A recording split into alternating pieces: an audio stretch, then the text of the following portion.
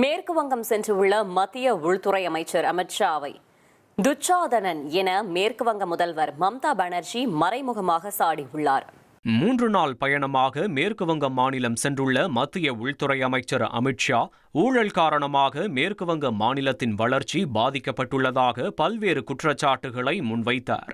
இந்த நிலையில் பொது நிகழ்ச்சி ஒன்றில் கலந்து கொண்ட மேற்கு வங்க முதல்வர் மம்தா பானர்ஜி சகுனியின் சீடரான துச்சாதனன் தகவல்களை சேகரிக்க மேற்கு வங்கத்திற்கு வந்திருப்பதாக உள்துறை அமைச்சர் அமித் ஷாவை மறைமுகமாக சாடியுள்ளார். தேர்தல் வந்தவுடன் மேற்கு வங்கத்தில் துச்சாதனனும் துரியோதனனும் தோன்ற தொடங்கியிருப்பதாகவும் அவர் விமர்சித்துள்ளார். கடந்த சில நாட்களாக மேற்கு வங்கத்தில் ஊடுருவல்காரர்கள் குறித்து பாஜக குற்றம் சாட்டி வரும் நிலையில் ஊடுருவல்காரர்கள் மேற்கு வங்கத்தில் இருந்து மட்டும் நுழைகிறார்கள் என்றால் பகல்காமில் நீங்கள் ஏன் தாக்குதல் நடத்தினீர்கள்? டெல்லியில் நடந்த சம்பவத்திற்கு பின்னால் யார் இருந்தார்கள் என்று பாஜகவிடம் மம்தா பானர்ஜி கேள்வி எழுப்பியுள்ளார்.